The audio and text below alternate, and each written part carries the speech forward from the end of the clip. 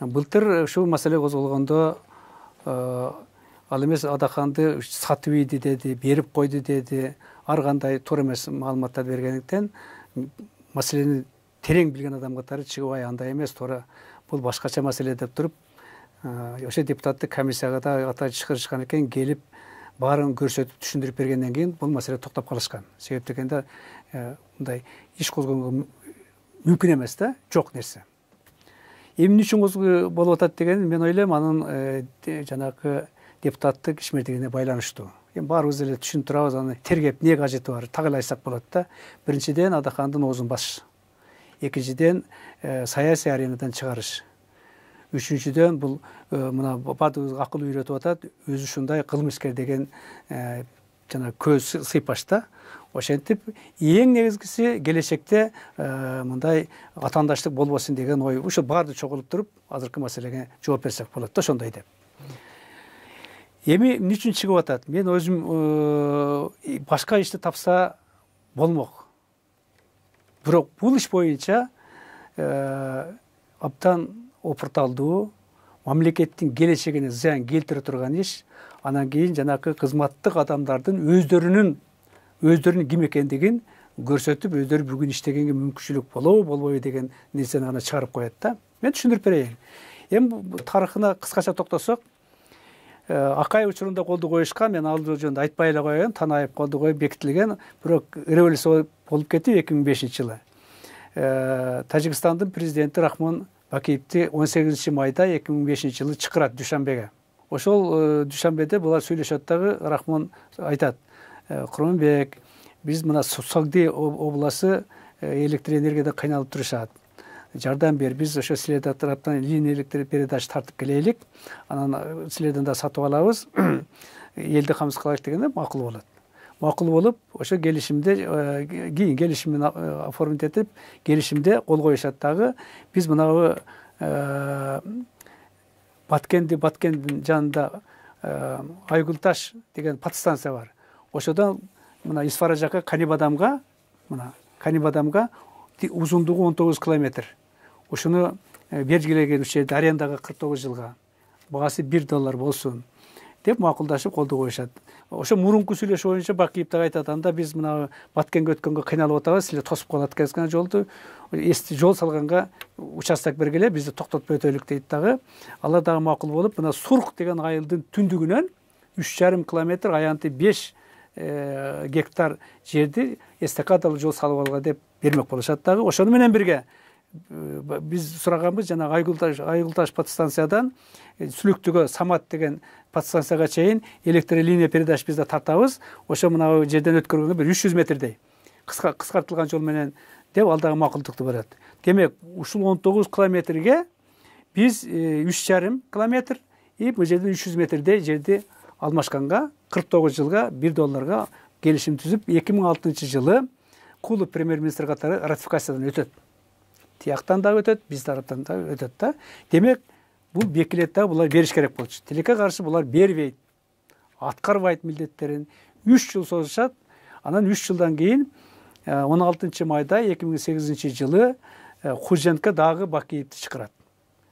Максаты бир эле ушуларды алмаштырыш.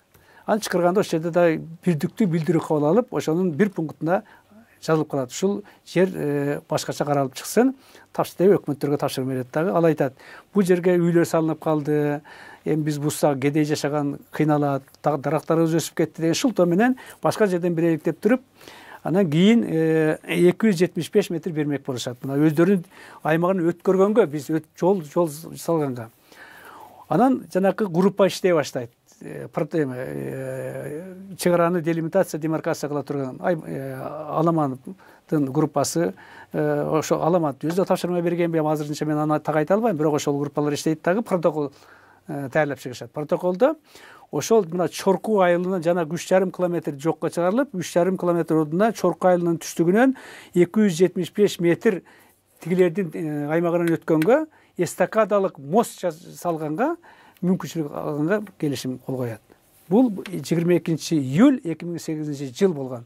То есть жанакыдан 2 ай өткөндөн кийин Бакиев менен анан кийин булар ушул жерден бермек болот, бирок мына электр передач ошо ойдан калат, ошол жерден беребиз деген убадалары. тилекке каршы аны дагы аткарышпайт. Анан 2008 жылы ноябрь айында күзүндө дагы чатак чыгат, катуу чыгат. Чатакты жана басыш үчүн, ошо сүйлөш үчүн Адахан ал учурда коопсуздук кеңештин катчысы болуп калат менин ордума.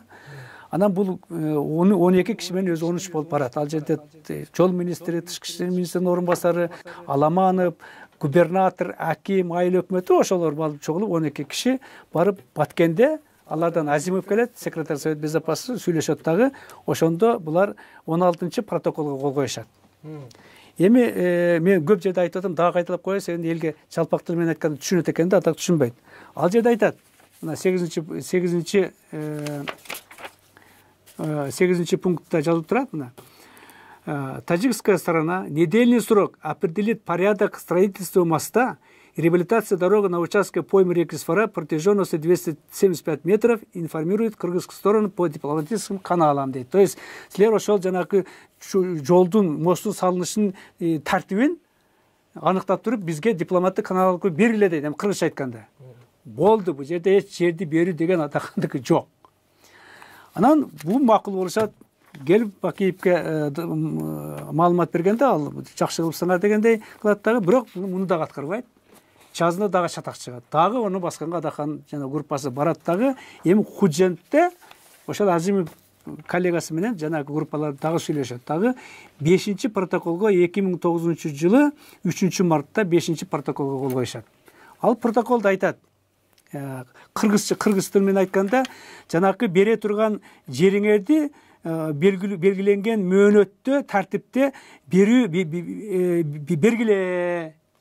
Бере турган жериңерди белгиле. Экинчи, жанакы ошо жол салгандардын катташын, мындай тоскоолдуксуз каттасын аныктагыла деп 2 гана пункт. Орусчасы: Таджикской стороне установленном порядке решит вопрос о передаче в аренду кыргызской стороне участка дороги поймы реки Сфора протяженностью 275 метров сроком на 49 лет за символической платы. Деп баягы бекитилген платалар 49 жылга $1 деп. Ал келишимде ратификация болуп калган.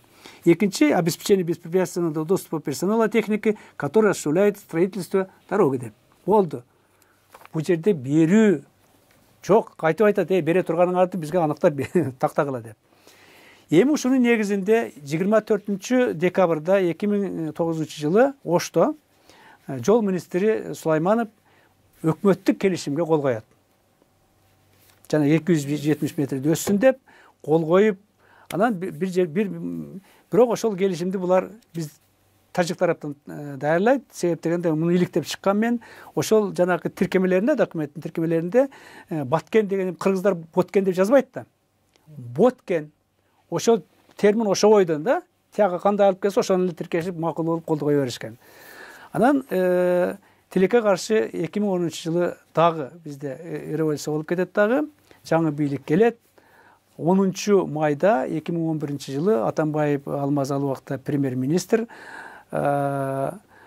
Исаков мырза, мен бир фамилия окшош, жол министри, ошолор Атамбаевдин колу менен ушул келишим ратификация болсун деп комитетке келет. Анда мен комитеттин төрагасы. Мен окуп чыгып баары иликтеп, муну аткарган жок, тигини аткарган жок, ушунча чатак чыгарышты, экинчи жок дегенде линия электр передача бергенге барган жок, бул улуттун кызыкчылыгына жооп бербейт. Жанакы ушул келишимди түзгөндөрдү, ошого барган протоколду жазгандарга жоопко тартылышын каралсын, бул атка кайтарылсын деп туруп чечим чыгарып бергенден кийин ал атка кайтат. 2014 жылы Бабанов муну артка тартып алат. Демек маселе жок. Маселе жок. Эч нерсе болгон жок да. Алмашуу болгон жок, берген болгон жок. Эми ошо Адаханды сен жерди берип койдуң, кыянаттык кылды мамлекетке деп Адаханды бир жерде мына бери ал кайтып айтып атат, бере турган жериңерди белгиленген тартипте айтып бергилегин дегенди тетиринче көрсөтүшүп, элге туура эмес маалыматты беришип, жаманаттык кылган. Кеп азыр Адаханды эмес, кеп Адаханды коргоду эмес, кеп подходто, ал Адахандын ордуна эртең ошол азыркы мактап аткандар, колдоп аткан өздөрү болуп калышты ал менен. Кеп маселеде болуп атат да, мен ошол маселени билген адам катары айтпай койсом, бул Кудай деле эртең жазалайт, айтат, Исмаил Сакыш ушуну билип туруп жоктогонду айтып койбойсузбу деп. Мына ошондой болуп атат. Андан башка эмне үчүн иш козголушту мүмкүн эмес эле? Себеп дегенде азыркы башкы прокурор өзү жазып чыккан кылмыш жаза кодекси, кылмыш процессуалдык кодекси 4 томдук китеп. Ошонун 20 кылмыш жаза процессуалдык кодекси 27-чи беренеси жазылган. Кылмышты мөөнөт өтүп кетсе, кылмыш иши козголбойт, козголгон кылмыш жабылат деп так жазылган. Кылмыш жаза кодексинин 58-чи беренесинде мөөнөттөр жазылган. Оор кылмыш 7 жыл, өтө оор кылмыш 10 жыл. Мына ушул 2009-жылы колду койсо, 2008-жылы колду койсо, 14-15 жыл өттү. 5 жыл 4 жыл өтүп атат. Демек, башкы прокурор ушу мыйзамдардын 105-чи берене конституцияга такап айтыш керек болчу. Мен бирдей так аткарылышын көзөмөл кыла турган орган айтыш керек болчу. Мен козгой албайм. Козголгон ишти мен жапканга милдеттүүмүн. Себеп дегенде мен элдин алдына ант бердим. Элдин эсебинен мен айлык алам. Анан мен ушу өзүмүн колум менен туура эмес айтып атсам, мен анда бул жерден отурганга 1 секундта мүмкүн эмес. Мен арызды жазып кетип калашым деп туруп, публично жазып кетиш керек болчу да. Мына креслоны мынтип кармашпайбы. Мына ушулардын бардыгы атка тартып атпайбы. То есть конституциялык норма аткарылган жок.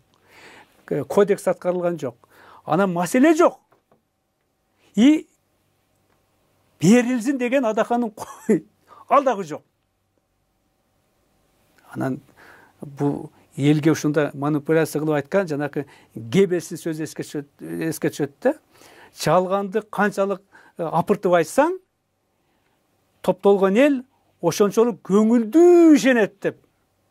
Мына биздикилер көңүлдүү ишенип кетип атат. Ушу колду койгон экен, саткан экен, бул жазага тартылсын деп түшүнүшпөй. Эртең өздөрү ошондой болуп калышы ыктымал. Эгер мындай да фракциянын жетекчиси, чоң партиянын лидери, элдин арасында кандайдыр авторитети бар инсан ошонун үстүнөн ушундай нерсени жасап атса, мен ойлойм эртең мына биз окшогондор, карапайым жарандарыбыз, аларды осы жанагы кумурсканы баскандай эле, чиркейди мынткендей эле мынтип атышат да, туурабы? Аны кепилдик бере албайт. Ошондуктан бул маселе туура эмес болуп атканда, азыр президент үнүн чыгарыш керек, дагы токтотуш керек. Себеп дегенде президент бул жарандардын укуктары менен эркиндиги кепилдиги, экинчи мамлекеттик бийлик менен элдин ортосу биримдигин камсыз кыла турган эң жогорку бийлик адамы. Ал өзүнүн бийлигин таянып, устап, сен Кыргызстанды артка тартып атасың. Себеп дегенде, мына эл аралык орган, эл аралык уюмдардын баасы боюнча биз адамдардын укуктары, эркиндиктери боюнча эркин эмес деп Северный Кореянын эмесине катарына кошулдук. Туурабы? Түркмөнстандын иликтөөсүн билесиңер барыңар. Бул артка тартып атат. Кыргызстан демократиялык өлкө деп жарыя кылып конституцияда бекитилген, биз демократия эмес, авторитардык өлкө деп ошол эле эл аралык уюмдардын баасы айтылып атат. Буга түртүп аткандар кимдер? Мына соту, прокурору, тергөөчүлөр болуп атпайбы? Эми ошол сот, прокурор, тергөөчүлөрдүн баарын жазасы алыш керек дагы, элдин алдына көрсөтүш керек. Мына ушулар көрсө артка тартып атат экен. Мен көрсө буларга ишенип жүрүпмүн. Булар өздөрү дагы арыздарын жазып туруп, моментте ушуларды чыккандан кийин кетиш керек да. Андай болбосо бул Кыргызстан өнүкпөйбүз, алдыга жылбайбыз, адамдардын келечеги өтө опурталдуу, жаман болуп калат да. Анан албетте депутаттар дагы мындай экинчи адаканын тегерегиндеги жанагы кемпировод боюнча кабыл алган мен абдан колдодум. Мына жок дегенде ушул жактан булар эрдик кылыптыр, болгонун айтып чыгышыптыр. Эми адакан күнөөлүү болбогондон кийин тигилер да күнөөсү жок да. Азыр баарын чыгарыш керек да, кечирим сурап туруп, ошо прокурорду, тергөөчүнү, сотту камагандардын бардыгын жазага тартыш керек да. Экинчи ход жасаганда ошондо ишеним пайда болот, ошондо биримдик пайда болот, ошондо стабилдүүлүк пайда болот Кыргызстанда, ошондо ынтымак дагы пайда болот, ошондо бизде өнүгүүгө, биз алга умтулганга мүмкүнчүлүк ачылат. Ансыз болбойт.